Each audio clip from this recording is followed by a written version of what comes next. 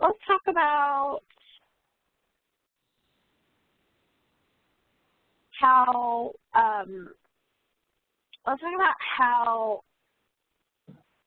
cities and small governments and schools can actively engage the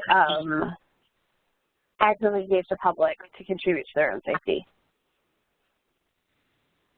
Now you throw me a new question. Something completely different. That's funny. Okay, well, you've written out all the answers, so that means I get more information. I'm basing this off of your answer, which is you talk about how we need to engage them. So how do we do that? Okay, are you looking at the first question, or what question are you looking at? Yeah. So it says, I'm talking about how schools, cities, local government can protect their public and assets. And you said when events happen, the leader should be actively engaging the public about the need for protection measures. Okay, I got you. How do you recommend that they do that?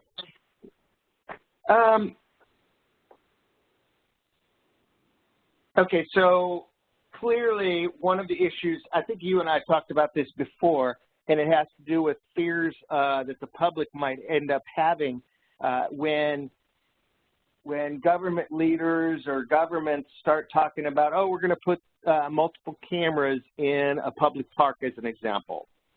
Okay. The intrusion on what people might feel is a freedom to be in or around areas without the government knowing about it or that kind of thing. Those kinds of communications need to happen with the public so people understand that the government and local government or schools or cities are putting these, systems in place to protect them and try to do everything possible to keep them safe. So when I say when they happen, later, when an event happens and a response to that event is, oh, you know what, we've had robberies on this street corner, or we've had robberies in this park, or we've had a murder that happened in this park, and we don't want you to feel unsafe, so we're going to install some actively monitored or some smart cameras in or the area of the park. And if there's shots fired or if there's something that starts happening, the police are going to be deployed quickly, and you're going to feel safer as a result of these actions being taken by the government to address the problem. So I think that part of that that concept is that they meaning mayors or members of the Board of Supervisors or other local government leaders should be always emphasizing or stressing that, we're respectful of people's privacy. We're putting these systems in to keep you safe. So when you go to a park or a theater or a festival, like I mentioned in the notes, you'll be understanding that these systems are in place, but they're also there to protect you. Okay. How do I ask this nicely? Do you find that it's better to just implement the solution and then make the public aware? Is it important to have the public involved? Or does that open kind of a whole process that could, impede? Well, actually, there's a requirement in California that before deploying camera systems, the government has to discuss the camera deployment in a public setting and give the opportunity of the public to make comment on those deployments. So okay. The law actually is in place where it requires that to happen publicly even before systems can be installed. And usually, usually what suffices on that is just during the purchasing process or the the purchasing process or the public. Usually a staff report is going into the public forum for a discussion, and that satisfies that legal requirement when governments buy a camera system and they put it on their documents that are going out to the public for, prior to their meeting, and when they, as part of every meeting, when items are going before the council, they are opening them up for the public to provide comments. So that aspect of the law is satisfied usually during the normal day-to-day operations of a purchase like that. Okay. So to go back to your question earlier about is it better to explain that afterwards?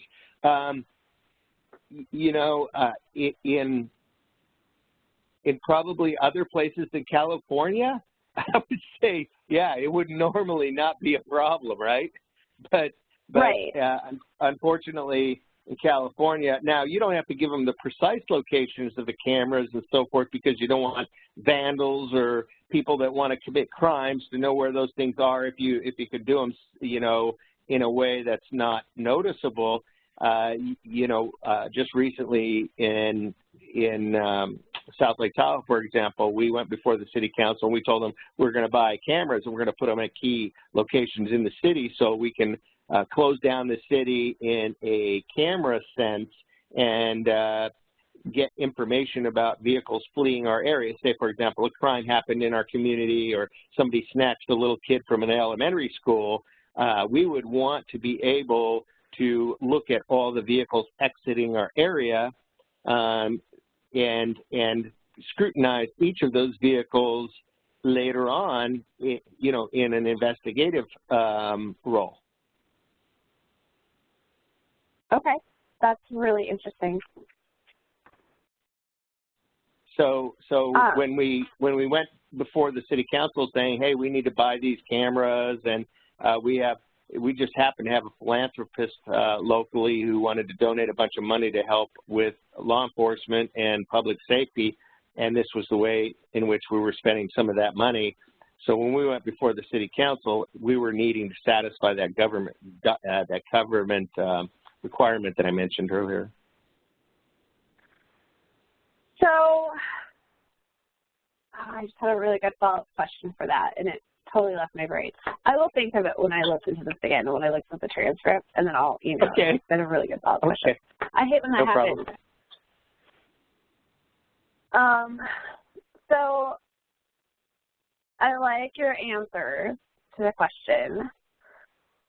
And I know you say that law enforcement should continually be looking for trends in other places, how to proactively develop responses, and use, other incidents to drive their preventative and proactive measures.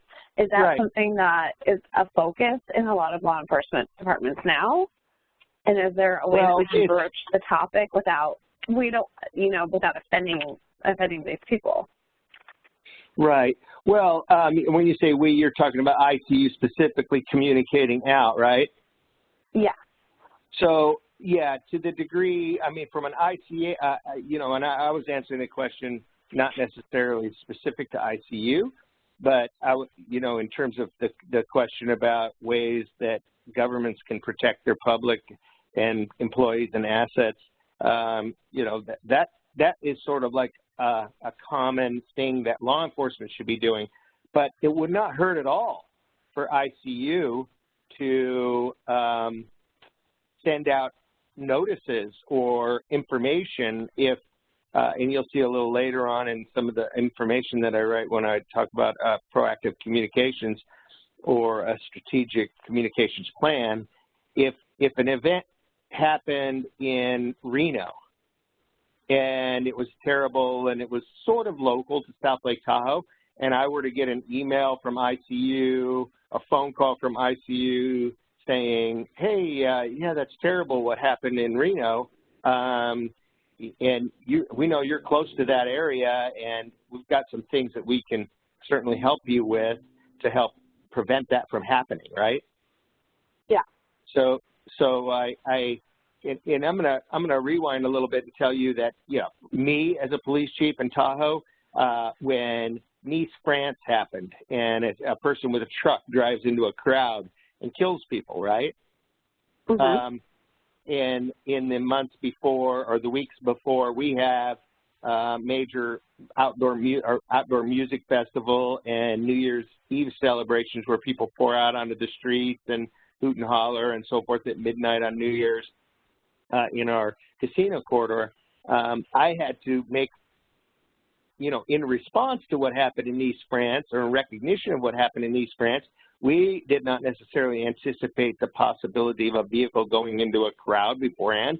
So, on the fly, I had to work with our public works people and get jersey barricades and other kinds of things to put in place, and big trucks to be mobile and drive into the lanes when the people started showing up in the roadways.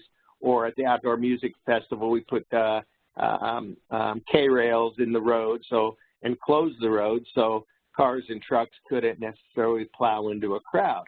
And once that became known, then it was something that, you would be remiss if you didn't do something about what became known in the news, right?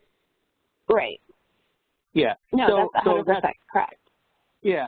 So to the degree ICU could help with that messaging and invite the conversation, I think that there's certainly opportunities there. I mean, the wording could be something like, hey, local law enforcement guy, we know you have a responsibility and you feel stressed to make sure this doesn't happen in your jurisdiction, whatever this happens to be. We can help you with potential solutions for that. And I think one of the things that we definitely want to do is, I love the idea of having an entire campaign track that's built out for emergency situations. And then in the meantime, I'm going to leverage the information that we are developing here, you, me, together, for a more proactive approach to even like getting the information out. So it's not reactive to an event, although that's certainly a opportune time to discuss, potential prevention. It's also important to me to try to get it out before the next whatever thing happens. You know what I mean? So are you reading all the way down to that page? I haven't gotten all the way down to the document yet. I'm just kind of going point by point to see if there are additional questions that spring up based on your answers. Yeah, so I had written develop a tactical communications plan, and that's kind of what I thought you were referring to. No. So, because what you just mentioned is that, I agree with that idea, and that kind of sounds like what you were just mentioning, right? Yeah, is that, exactly. We want to have this plan in place. But additionally to that, from a marketing perspective, what we want to be doing is constantly pushing out content that is relevant to these types of situations. That does not necessarily need to be triggered by an activity. It's just us proactively pushing out this content regardless of what happens, and then having that communications plan in place, that campaign in place for, in the event of a situation. Well, and I can appreciate that practice, and you would know marketing way better than me. I'm not a marketing guy, and I don't know about the constant messaging that would be the same as the very specific response-oriented messaging that communicates, say, for example, the sense of sorrow after people's lives are lost, or, specifics to that tie in uniquely at those moments in time when, people in local government are scrambling, or, oh, I've got a festival next week and right after the Las Vegas shooting, what do I do? That kind of thing. Yeah. And I think that there's, that is an example of, I worry that maybe, okay, and I'm not going to say I am not a businessman, but if you're constantly flooding the marketplace for all of the people that you have access to with that same message, and then a big one happens, and then they see the same message that they previously had, maybe that's good, because maybe by doing it constantly, you've drilled it into them, or they might think of ICU even before you go to the proactive communications or the strategic communications process in the post-event world. I don't know, but I certainly think that I think it should be carefully metered in terms of, you know, the message about the tragedy versus just sort of the normal preparation mode versus like, okay, this is terrible. We're so sorry, you know, little Johnny and Betty have lost their life, and this is, you know, we need to do more, you know, that kind of thing. Yeah, there will be a very different tone. Yes, in of course. In the communication style, like the tone in the communication style. And even to some degree, I don't want to necessarily use the same vehicles for the two. Right. The consistent vehicles are going to be, you know, on a month-to-month, maybe I should explain a little bit about what our ongoing kind of strategy is that we're building out, we do, you know, continual posting on social media. Yep.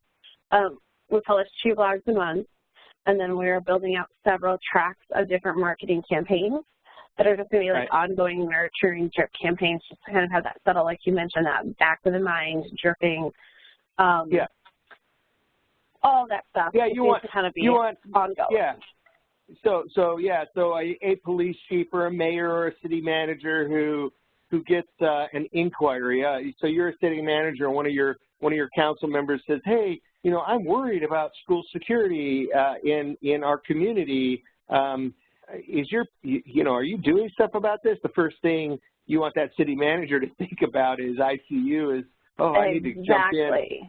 I need to jump in and you know, I'm going to get you some materials. Let me, and then they get on the phone or whatever with ICU and say, hey, can you send me some materials? I got a city council member that really wants something to happen in this, or a school district or whatever, right?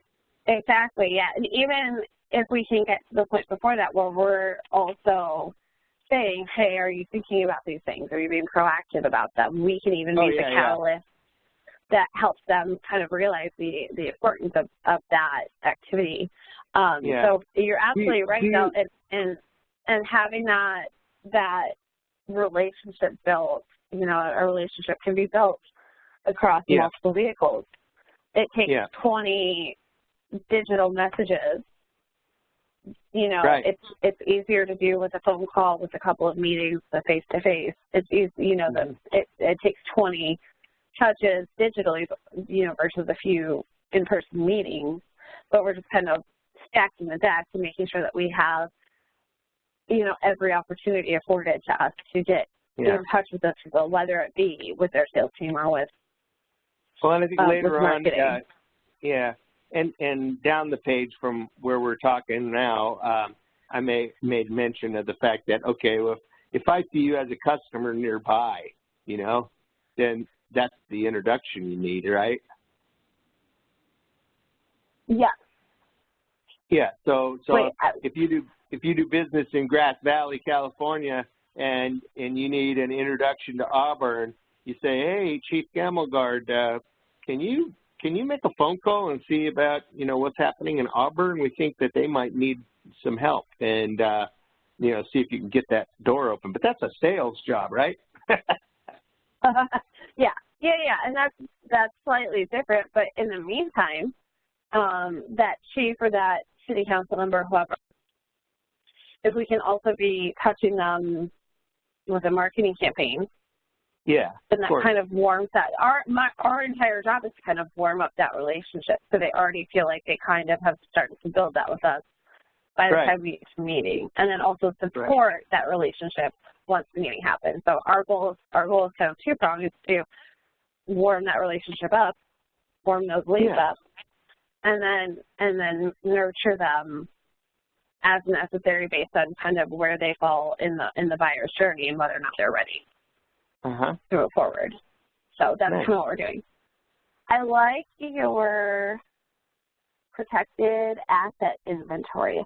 Are these practices like listing and evaluating areas that are deemed a priority, training the public and staff?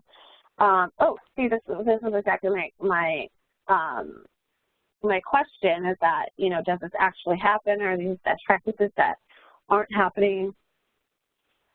Well, actually, I mean, these are things that could happen. I have seen them happen, say, for example, in the federal government sense, and I don't know that they call it a protected asset inventory. That's a term that I pulled out of my rear end.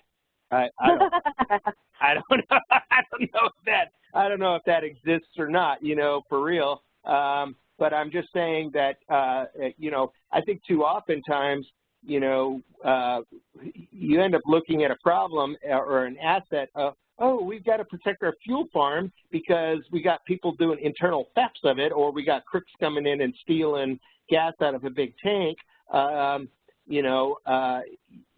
you respond to it, we got to put a camera on that. As opposed to what I'm describing here is that you go in and you say, say the door gets opened and it's like, hey, we want to talk to ICU about, your security needs. And then you say, well, let's instead of just responding to the problem that you had, let's do this inventory of of what needs to be protected in your community, and then you could decide as a customer how many of these things, how many of these measures you put in place to help with these things, right? Yeah, what is interesting, an interesting idea is that, and I'm going to maybe have a conversation with Brian and with Everett about it, is that I think it would be very interesting if this were the part of the sales process. That's right. And that's what I'm saying is the door gets open because an event happens. I mean, I was just talking to Brian a few days ago about, I think it was Davis PD. They had a couple of robberies that happened right on open streets near, I don't know if it was near a park or a particular intersection, but Davis reaches out and says, we got to do something about this, and we want to put cameras up, and we're going to catch these bad guys and blah, blah, blah. Well, and that's what I'm saying is that this inventory goes in. Once you get your foot in that door, they're asking to talk to you, said, well, there's a lot that could happen in different places in your community, or there's other areas that, we need to talk about. Let's go through this process of doing an inventory of everything. Yeah. Yep, that's really smart. Then the political leaders and the people in the organization, they can decide which, if there's a cost component to this, it's like, okay, which ones are most important and which ones are you going to leave off the table? Make them, it squeezes them a little bit because it's going to make them feel uncomfortable. That's okay. I think they should feel a little bit uncomfortable when it comes to, things like those kind of decisions. Yeah. Well, of course. Yeah, it's not going to be a comfortable process because we're talking about uncomfortable things like people getting hurt, assets being stolen, property being vandalized. That's an uncomfortable conversation to have. Yeah. Yep. And I think the more uncomfortable we can make them feel about how, their current state, the better off the better the chance that we're going to be able to come in and help them, close any holes that they might have. Right. I love that idea. I love this idea. And we can even do, this can be kind of the part of the initial assessment, which I feel like they're probably doing, IC is doing anyway, a lot of this stuff with their initial assessment, but this is just I think you're right. I think it is happening anyways. But yeah, I mean, having a name for it and making it sound official might be better. That is fantastic. That is incredibly helpful for marketing, because if I say we have an assessment, every company offers an assessment. But if we talk about we can help you with the specific X, Y, and Z, that's where we differentiate ourselves. Yeah. Everybody does assessment. This shows the thoroughness of it and how it helps. Yeah. Okay, I like that. I really like that. And there are a couple of really good pieces of content, I feel like, in here. Yeah. Okay, so let's talk about the problem of not enough time. Oh, yeah, yeah. Yeah, so... What? So... Yeah, talk about that a little bit and how it's an issue with... Oh, that is so commonplace. I mean, everybody has a full plate, right? And yeah. the last thing that, you know, top leaders in these organizations or administrative positions want to hear is, hey, we need to go do this other thing, whether, you know, this security thing, and it's like, oh, you're going to get a sigh or a, oh, no, really, again, or we got to go through that, and, you know, I got so much going on right now, you know, I got this council project underway, or I got to build this, or, you know, I got to buy this widget, or I got to build this, you know, play yard thing for the park or whatever. Everybody's busy, whether it's city managers responding to the latest attitude or critique from the public or whatnot.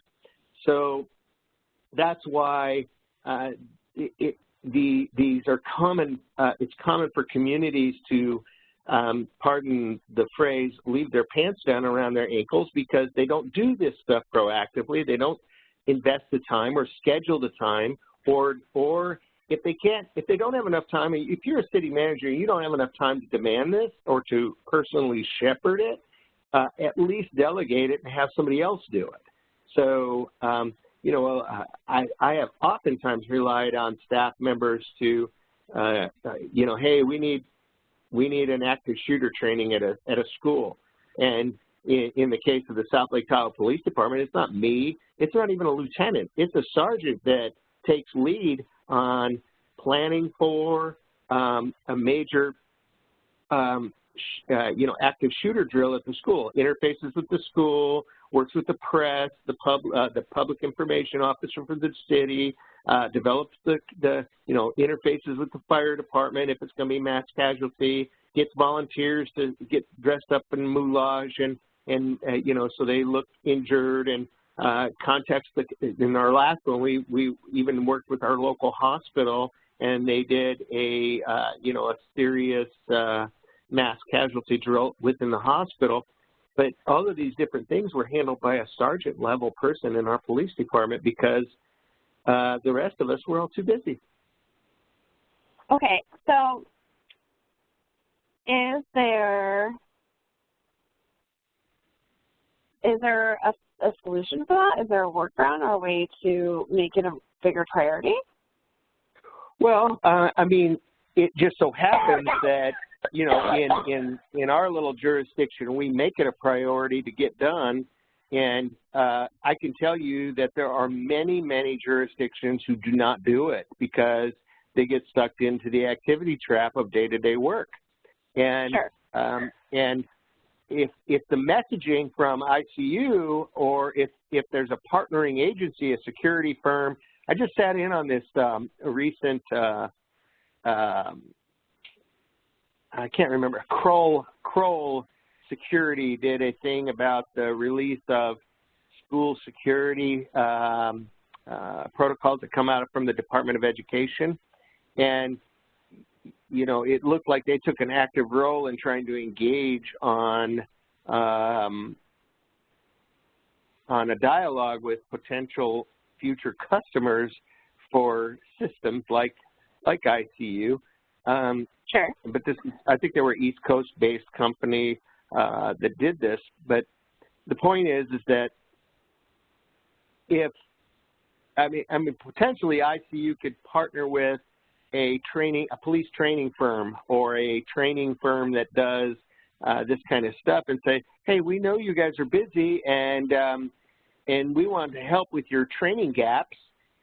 We've partnered with such and such a company to help you organize your active shooter training so you can get that finished and make sure you have an effective training, and we'll give you a report at the end and all this other stuff.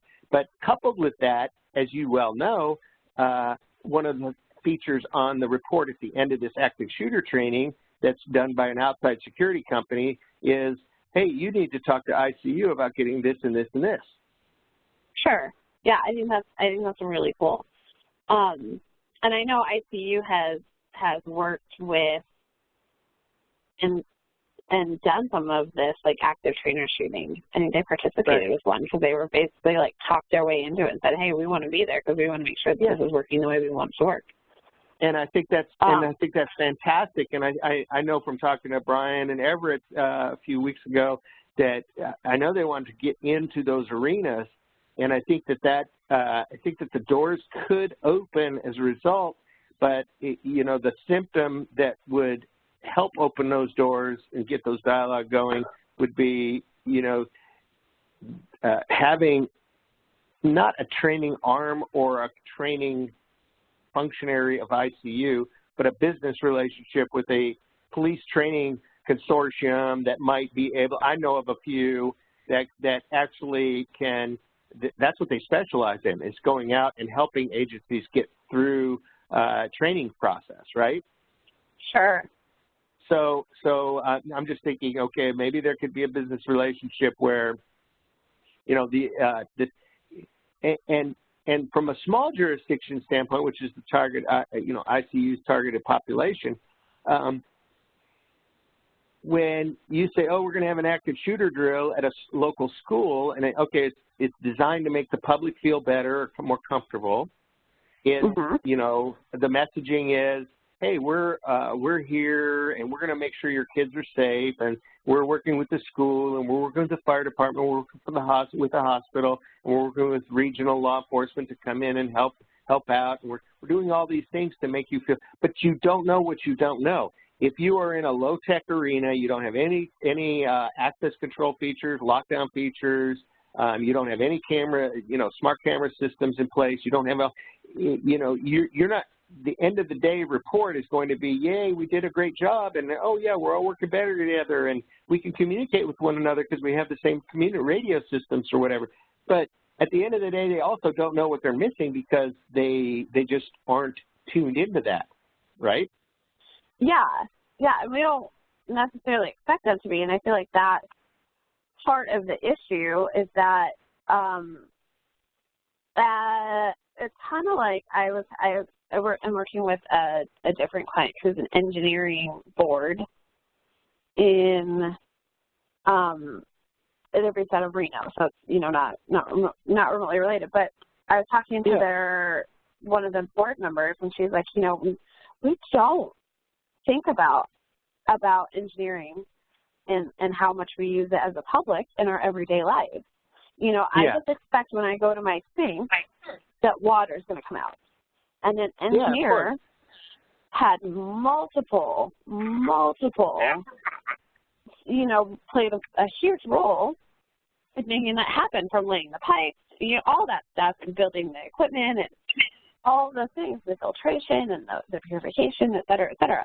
So it's kind of like that. We don't think as the public about how many different hats and how many different roles these people are expected to play. So as superintendent, we just assume when our kids go to school, we say, make our kids safe. And then the superintendent is like, cool, but that's not really what my training and background in education is. Right. So they've gotten their doctorate in education, and that's really what their role is. So asking them to step outside of that we're setting them up for failure. Well, and you are spot on, because those are big parts of our gaps in society. Is when you go get your master's in public administration, you're not learning about stuff like this. Or they have, you have groups that meet, like in the city world, you have League of California City, and they have training sessions, or you have police chiefs associations, and police chiefs, we need to know more about the technology in law enforcement. And, just so happens that whatever group that happens to have the ear of one or two people that are on the board for the California police chiefs, they'll schedule something up, and then you've got, basically a corridor of control as it relates to what a huge group of law enforcement people are getting in that kind of a setting under the guise of a training session. Yes, which I think is incredibly powerful. There's some really cool opportunities here.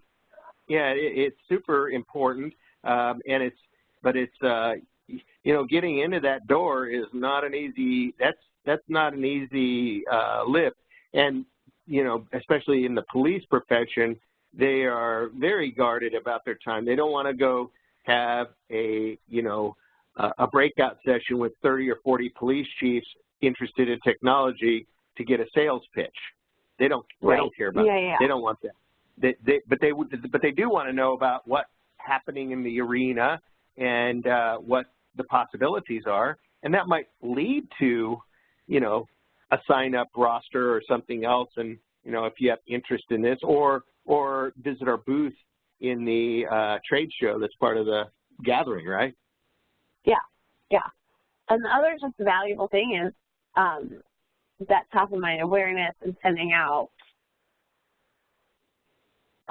putting them on a nurture campaign or a drip campaign that we can build out that's targeted to that. So it's education-based, right? Yeah. So it's not sales-based. It's education-based, and it's about updates and, you know, what's happening right now and what are the trends and what do we need to be aware of, what are, you know, things that are happening that we need to know about. What are criminals doing now that's different from what they did last year, 5 years ago, or 10 years ago? Yep. And then, but just by simply having that top-of-mind awareness, we become the first call when they're ready to move forward. Yep. So I think this is really interesting. I think that there are a lot of really cool questions. What do you think the biggest, aside from time, which you kind of already mentioned, is that you know, police chiefs and major players in law enforcement and things like that, they don't have the time. What are some of the other barriers to implementing some of these measures? Why are they not already doing all this stuff if it's so kind of, you know, obvious? Well, the obvious is funding. And police chiefs in particular are going to be guarded about that. If they see it as coming out of their budget, you know, they'll say, you know, if I spend $200,000 on some tech gear for this year, maybe instead I'd rather have an extra police officer and a cheap version to satisfy some tech needs, or you know, that kind of thing. So there's always competing interests with limited finances, and I think the trick is, and that's why I keep going back to this idea of being very strategic in the communication process. When an event happens and the political types get involved, the money will flow without question. And you know, if it's tight economic times, or if a police chief is thinking, yeah, I'd like to have this, but you know what, you know, I'd rather have, you know, all my officers are complaining because their cars are crappy. We're going to upgrade to police cars instead, you know.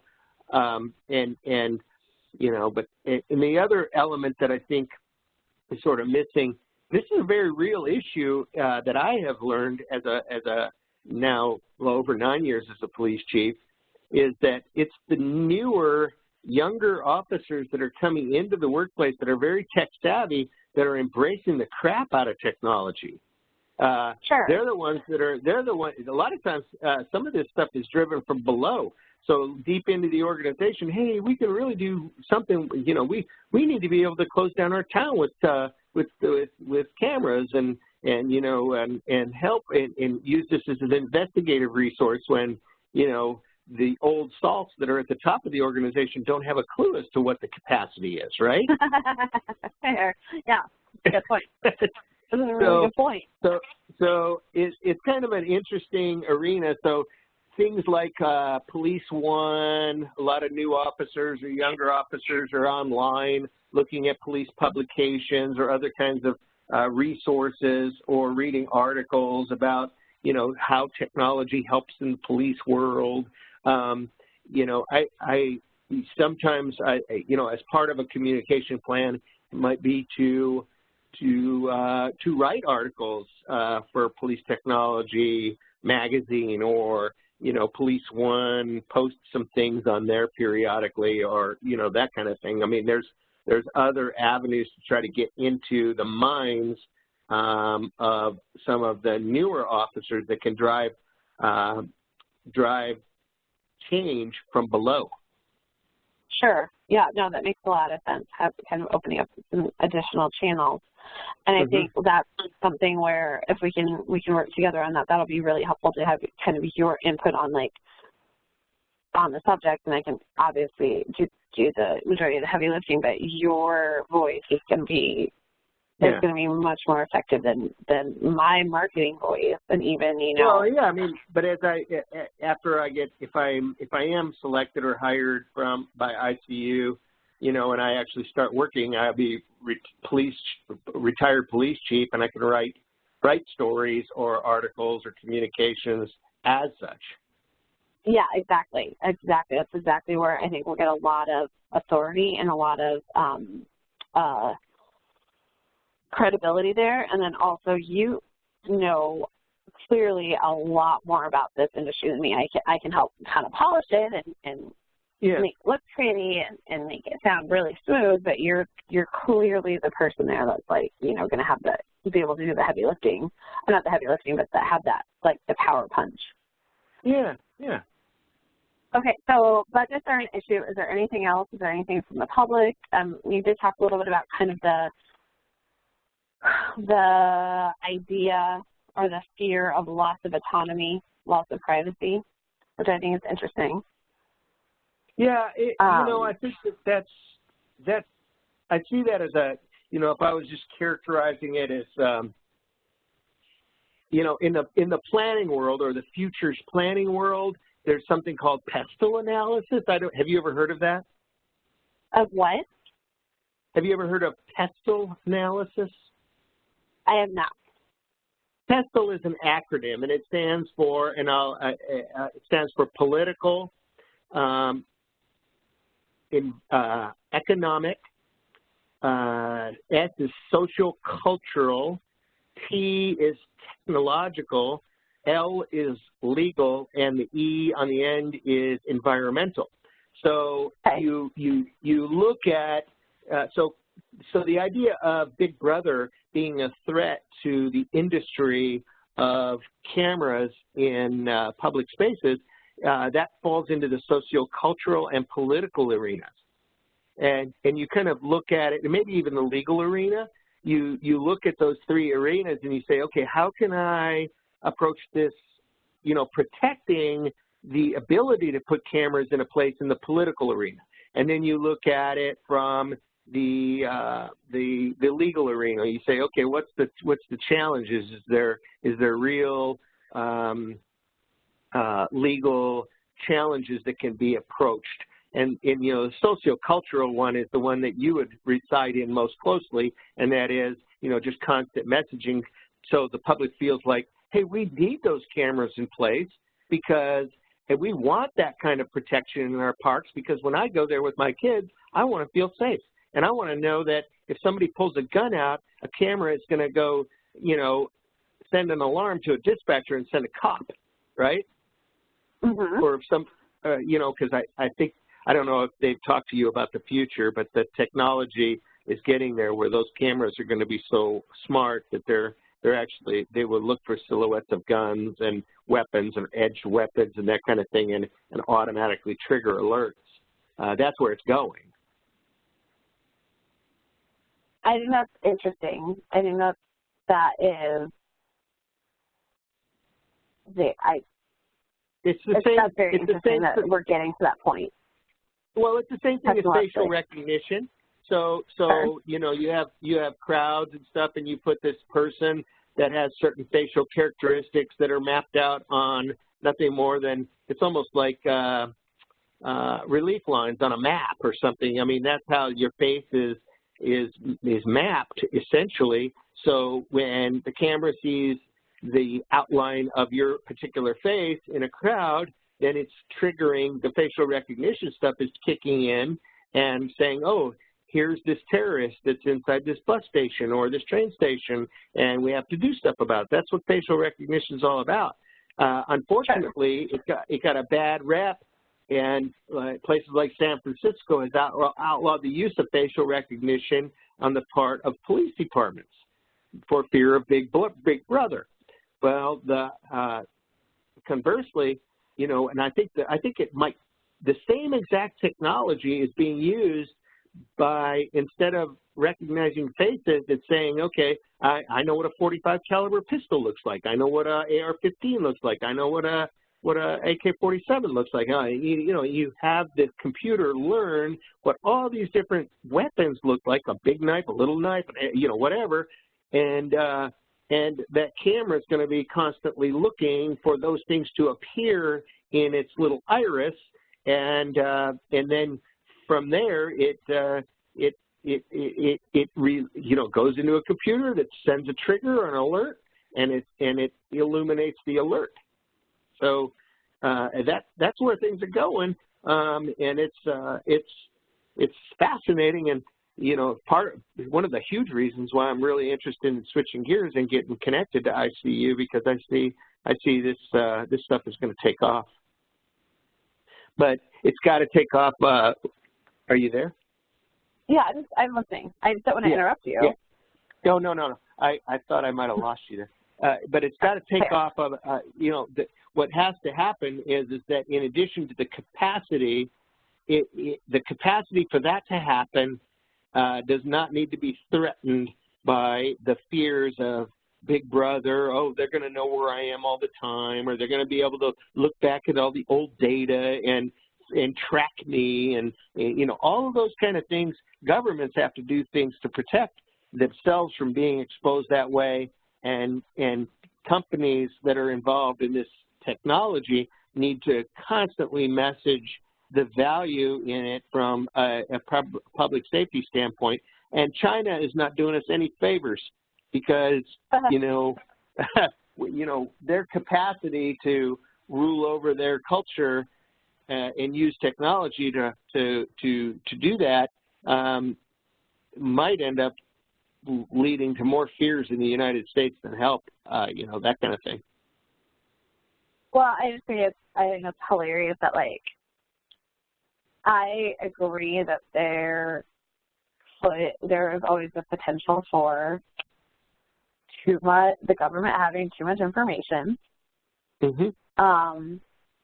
But I hope that the safeguards that we put in place as a country, with our Constitution, with our liberties and our rights, are enough to protect us in that case. And it's just so funny because there's no comparison to the rights of the people between the two countries. Well, and but what happens is that the abuses that the Chinese government does to its people, shaming them for not paying their bills or something stupid, that gets played out in our country, and watch the fear level go up. What will go up? I say watch the fear level go up. Oh, gotcha. Yeah. Sorry, you cut out for a little bit. Yeah, and I think it's really interesting too that the same people that are having these questions about our autonomy and our liberty are also the ones who are calling for, you know, reductions in some of our liberty. Do something about guns, and do something about this, or safety. Yes, of course. Yeah, or hate, like we can't have hate speech. Let's make a law against that. So I don't understand why you're so concerned. I feel like leaving those laws in place and then having the tools available to identify people who need to be targeted, you know, who need to be prevented from doing harm. Right. Those laws protect us. It seems like it's not compatible. Like the two don't equate to me, so I don't understand that. Anyway, that was kind of a tangent, which is not really related to technology security. Do you ever feel like police forces and police officers, and I know you said the younger police officers, newer ones are much more comfortable and familiar with the technology. Do you feel like there's ever a fear that the technology is going to replace the police officers, or do you feel like we're in a situation where they're looking for every opportunity available to kind of support their staff? I don't. Hold on a second. My wife just walked in and she's trying to kiss me while I'm talking to you, so she distracted me. Sorry. I didn't hear it, if that helps. I had no idea, so you totally would have gotten away with it. No, she was distracting my train of thought. Oh gosh, okay. So no, I don't I don't really see I don't think that I don't think we're at the place where we're worried about RoboCop coming in and replacing jobs. Sure. You saw the police unions got involved in politics when camera systems were being deployed, like red light cameras and other kinds of things. Mm-hmm. And they actually fought against that because they saw that as possibly replacing jobs from traffic enforcement. And this played out in California to a great degree. Other places in the country allowed for it, but California pretty, to some extent, put the kibosh on red light cameras being widely deployed, even though there were huge revenue generators. And the police unions obviously fought against the cameras being a replacement for police officers who do traffic enforcement duties. It's really interesting. And I also think that when we're talking about budgets and we're talking about resources, yeah, I think there's a really good point to be made that, you could buy a security system or you could bring on, potentially a new officer. But I do think that there is something to be said about the fact that what does that camera enable you to do in a year, taking some of the burden off of your staff, because currently, I think we all know that law enforcement spends a lot of time, it has too much work to do, there's not enough, right. There's not enough police officers to go around. Yeah. So well, and one of the big, when you start talking about that argument, it brings to mind the salient fact that is an area of concern. So police officers who are feeling the stress of being understaffed. California, by the way, is probably only able to fill about 90% of the police jobs that are in existence. Oh, wow. We have the unfortunate reality of, in a post-Ferguson, post 3 or 4 year period of time where everybody was bagging on cops everywhere, police, young people are saying, hey, I'm not so sure I want to be a cop, it's a government job and this and that. I'm going to be an entrepreneur and make a bunch of money in tech, and screw that. I'm not going to go get beat up by the public and dragged through the mud and have everybody hate me. So we're not able to fill jobs. Yeah, so we're not able to fill those jobs. So what's happening lately is that departments that have a lot of resources are throwing money at it by increasing salaries. Some agencies that don't have a lot of money can't keep up, so they're short-staffed. But that pull between things like technology and extra staff or extra pay or whatever, those are real forces that have to be contended with. But, I think what you were describing is, okay, so the technology in place 24/7, 365, and can it save staff hours, or can it cause for those few officers to be more efficient? And I think that is really where the argument has to be made for technology. You have to somehow or another make a connection between, the fact that, okay, if you put if say, for example, you have a certain park, and, okay, young people gather up there and they use drugs and they do things, and then people in the neighborhood are upset and all of that kind of stuff. If your officer is just happenstance to periodically go by and look for the problem and maybe not find it or maybe find it, versus a system that's out in place that can basically equate to, hey, the problem that you were describing is happening right now, and then rather than going by there 15 times to check on it, you're going by there one time to solve it. Yeah. So, yeah. I mean, or somebody's stealing gas from a school district, which is a case study we wrote, and the police are called in the middle of the crime. Instead of being called to report on the crime, they're being notified that the crime is happening now. They don't have to make 15 reports because they catch one guy and then he goes to jail. And then he's like, well, I can't steal that gas anymore. Yeah, that's right. Well, that's a good example. And that's the kinds of examples that have to be really emphasized in order to have it make sense or pencil in the minds of administrative types who are making decisions about precious dollars. Yeah, I think that's really important. And I also think that, not to say that it's not worth it, but if you hire a new officer, you know, you're spending, depending on the location, let's say it's equal to the cost of a new security system.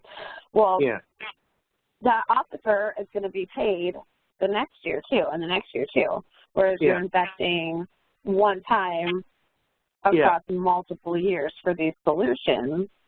So it's not necessarily an apples to apples comparison of, you know, the next year you can hire that police officer, so it's not prohibiting you from hiring a new police officer ever. Yeah. It's just delaying that. Yeah. Just one note of caution, I guess, when you start, if you're crafting something that really sort of targets that issue head on, you know, it might be the kind of a discussion that ICU does not want to have. Basically, because you just don't want. I'm only saying this. I mean, you decide. But if instead you're saying, okay, we want this security solution to enhance the police department instead of some, other that more seemingly expendable resource. If you pit cops and technology, verbally against one another, I think the message is buy the technology to enhance the precious few that you have, not buy the technology instead of hiring a cop, right? Sure, yeah. That's a really good point. And that's actually a really good segue, because I know that Brian and Everett are appreciative of your viewpoints and your, kind of using your experience to shape our messaging a little bit. So I wanted to know if you have any input in terms of tone or ways that we can, make the messaging better align with our target market and kind of we get to speak to them a little bit more. Yeah, I mean, any general input about that would be helpful. Yeah, the only thing that I can think of is just trying to appeal to, the thing that comes up that pops into mind right when you ask the question is, we talked a little bit about it earlier, is about how busy everybody is.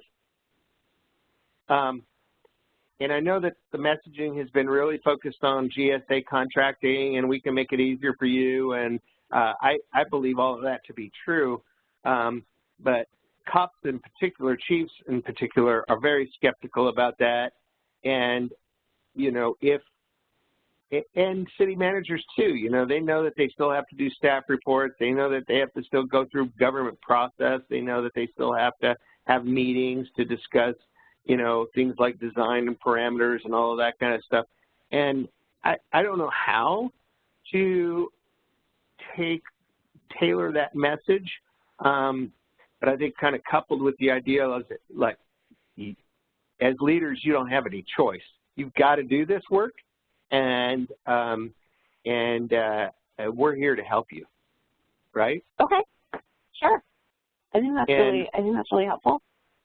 And I think it's just like, to whatever degree possible, I was actually pondering this earlier, and I didn't know how I would think about this. you know, say for example, if you know, one of the roles that I don't know that this is playing out exactly in what would be a job description for me, but I could see, you know, a future where I'm working for ICU as, you know, a business development guy, but sort of government liaison role, and I would have some sort of canned staff reports that I could be giving to people and say, here's a staff report. It's going to make your job a whole much easier. You use these things in your staff report and, you know, tailor it to your city, but here's the verbiage that you need for your staff report. You know, it's just, you know, and those kinds of little shortcuts and insights can really make a difference. First, absolutely. I mean, that is an incredible differentiator right there. Is that we're not. I mean, I think that this is incredibly smart, and I'm really glad that Brian and Everett are kind of, you know, working down this road. Is that it is one of the challenges of marketing and of sales in an organization like this is that I know from my perspective good marketing technique and I know good communications, and I try very hard to tailor it to the audience and to mirror their language and mirror their pain points and mirror their needs to provide value. But I have lived it. So you have that just like these experience that is gonna, so when we put them together, that's when you have a winning recipe. So I think it's very smart for them to bring you in, to try, you know, to have these conversations about bringing you in, because it's going to be very helpful for us having that much more effective impact on you know, the people that we're trying to work with. Yeah, of course. Yeah, I think that's the whole really reason. Yeah, exactly. Yeah, I think it's really smart, and I've only seen really one other example where a company brought in somebody from the, you know, from the inside of their target market. It just doesn't happen very often. So I think it's very smart of them to kind of have that direction. So yeah, cool. Okay, and I'm not cheap either. I don't blame you one bit either. Nobody around here is cheap. I'll blame you one bit. That's funny. All right. Well, did we cover everything that you wanted to cover today? I think so. Yeah, I think I got some great insight from you. And I have the sheet that you sent me and this, so I have a lot of content.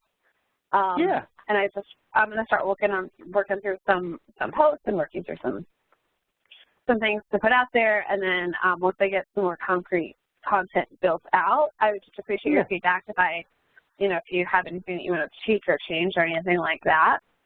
I think that's awesome, and I think that would be incredibly helpful too. Well, sounds good, Becky. Well, keep in touch and let me know if there's anything I can do to help.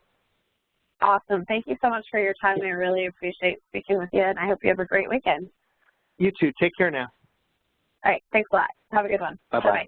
Bye-bye.